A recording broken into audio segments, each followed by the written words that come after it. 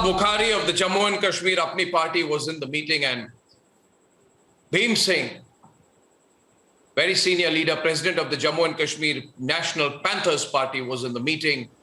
Mr. Bhim Singh, Mr. Altab Bukhari, I'd like both of you to share with us first. Dr. Bhim Singh, to you first. Can you share the inside track a little bit about what happened inside the meeting?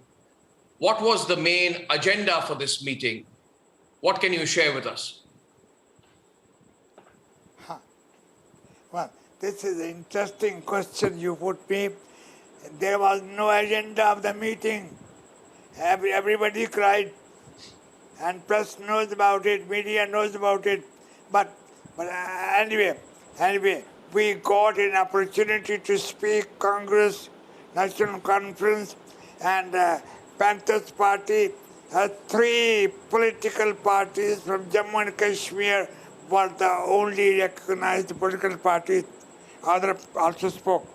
And it's very interesting. When my turn came, I was the last speaker, and after me, Home Minister spoke, then the Prime Minister.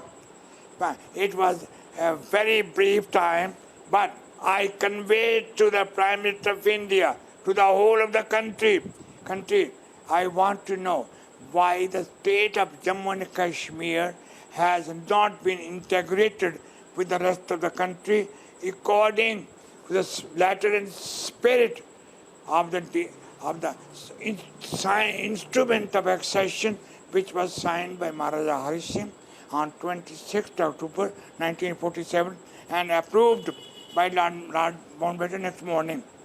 They said a great tragedy that the Constituent Assembly of India did not include Jammu and Kashmir in the Union of Territory. In the list of Union of Territory, only 75 states were included except Jammu and Kashmir. And Jammu and Kashmir was not part as a Union Territory of India, even in 1950, when Constitution of India was written and presented. Even after that, the Parliament never took it the pain. I don't know under what pressure, whose pressure, I don't want to say that. But Jammu and Kashmir, accession of Jammu and Kashmir to the Union. I raised in the Assembly this question. It has not been ratified till today. What I'm very keen to know. Main issue. What I'm very keen to know, Dr. Bhim Singh, and this question I'd like to put to Mr. Altab Bukhari. Mr. Bukhari, what I'm very keen to know is whether any of these other parties or yourself or anyone made a big hue and cry about Article 370 being abrogated.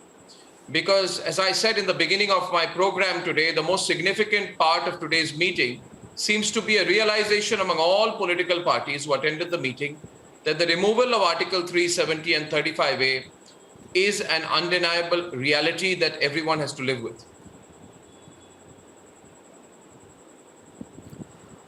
Let me be very honest. The issue of Article 370 and 35A had been raised in the meeting by different participants in their own different ways. Some raised it like we raised it, that since it is sub judice, it may be got expedited from the Supreme Court of India. Some said that since it was sub judice, it should not be discussed. Some said that we will continue asking for restoration of Article 370.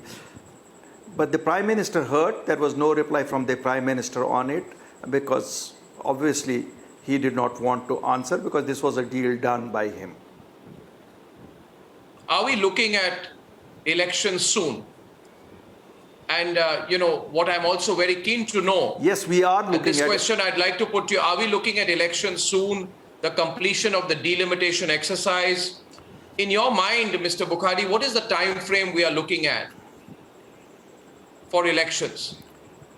I think the Prime Minister made it very clear because there was a unanimous demand that grassroots level democracy should be restored soon, so that people choose their own representatives. The Prime Minister made it clear that it has to go through the delimitation process. Some of us said, including me, that why not postpone the delimitation process? But the Home Minister and Prime Minister made it clear that it will have to go ahead, and asked all parties to participate in it. And I see a time limit of 3 to 4 months maximum for completion of the delimitation, and thereafter elections, which is a great takeaway from this meeting. Because people that's a big takeaway, but that's also a big success, isn't it, Mr. Bhim Singh?